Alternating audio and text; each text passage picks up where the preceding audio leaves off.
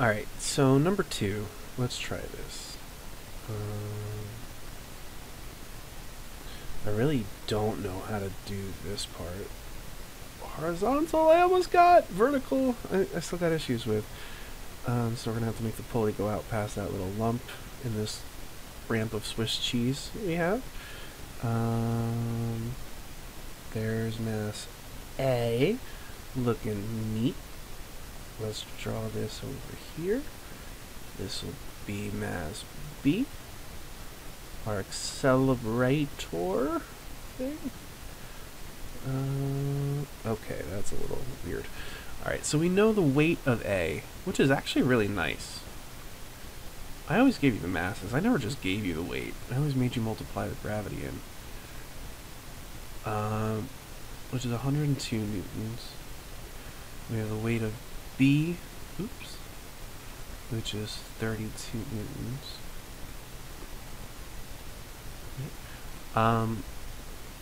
Do we know the angle?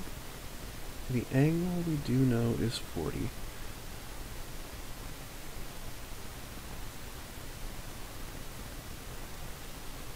I'll do A, B, and C in each, in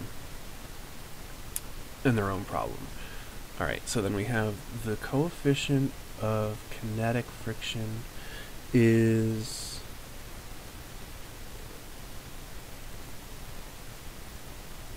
0.25. I don't know why I drew that first. I did. 0.25. Coefficient of sliding friction is going to be equal to 0.56. Just double checking. And I think we're good to go. Alright, so let's do a free body diagram for A. Right? So block A. We have our dot. Vertical is better. It's a little bit off center. With the normal force, we have tension, right? Remember, we have a rotated axis. We rotated it, so we're letting the x-axis be parallel to the plane. We know that's going to be the tension in the rope, which is actually really easy to find. It's just going to be the weight of B, right? That's the only thing pulling it down here. So the tension in the rope has to be equal to the weight of B, which is going to be 32 newtons. But we'll put that in later.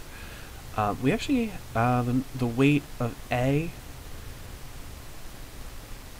remember, gravity goes straight down. So we needed the vertical component of that gravity. And there was some silly geometry, but you should remember that this is going to be the weight times cosine of theta. And this is going to be the weight times sine of theta. Is the parallel component and the perpendicular component with respect to the plane, or the x and the y, with our newly rotated coordinates. Getting the hang of this. All right. Anyway. So this is going to be, oh, it's not the weight, it's going to be 102 sine theta, so we could just call it, well, we'll just write it just for posterity's sake, mg cosine theta. It's a really bad habit. We don't know m or g. Whatever. And this is going to be mg sine theta. Okay. So, or fg, right? That's probably the more appropriate. Right, it's a free body diagram. F, G, cosine theta. F, like your grade. F, G, sine theta. Cool.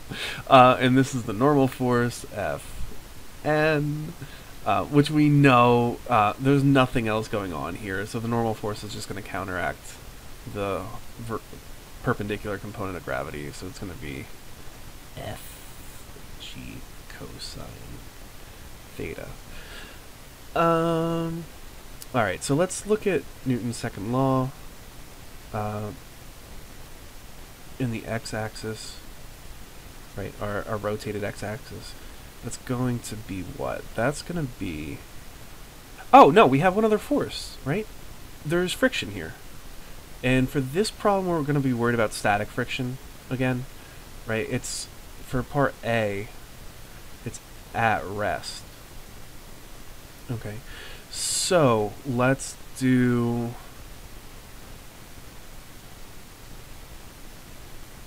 let's plug that in here, right? I'm just going to add it, right? Because I already drew the line. So it's going to be the force of friction. So it's going to be mu s times the normal force. It's going to be added in right here. So they said the positive x-axis to be positive, I believe. Let the positive direction of the x-axis be up the incline. So the tension is our positive force. So tension, we know, is just going to be the weight of B. I'm going to write in tension anyway. We'll plug the numbers in a second. Minus Fg sine theta. And our friction, which is mu s n. We probably should have just wrote ff up here, but whatever. And that's going to be equal to ma, right? And acceleration is going to be positive, because if it moves, it would most likely move up the positive x, but whatever, we can't get that far in advance, we don't really know.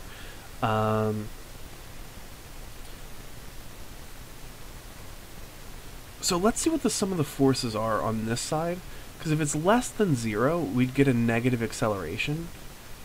And that would be weird, right?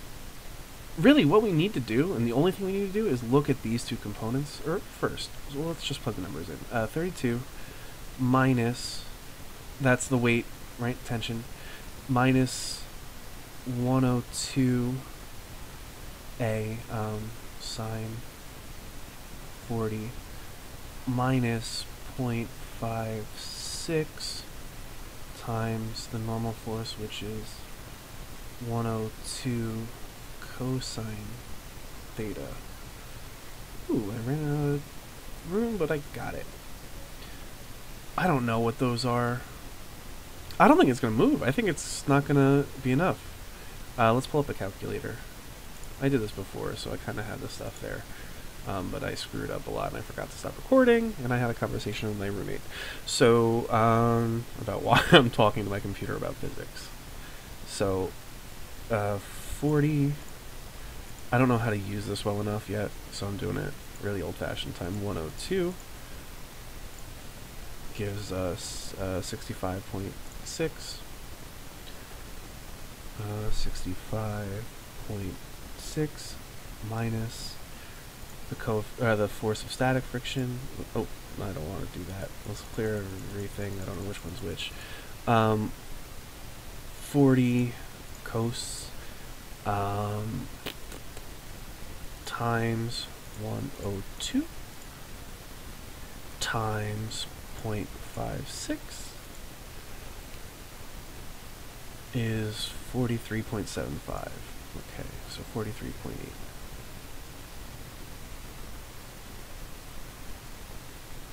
All right. Yeah, that's not gonna fly or move or do anything. Minus 6.5.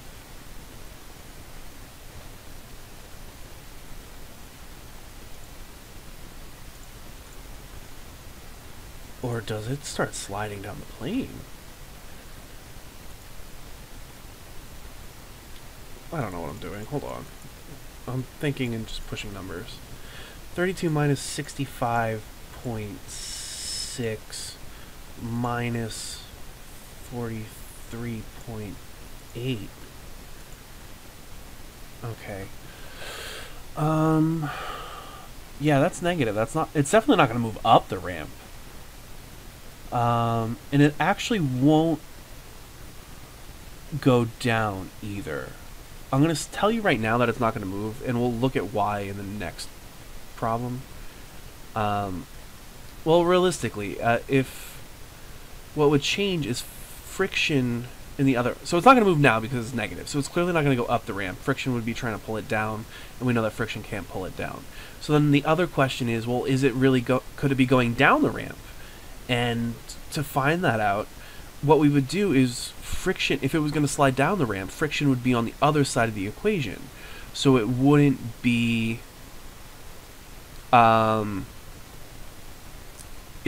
stopping it from going up this way, it would be stopping it from going down this way. So it's going to flip to the other side. So we would have,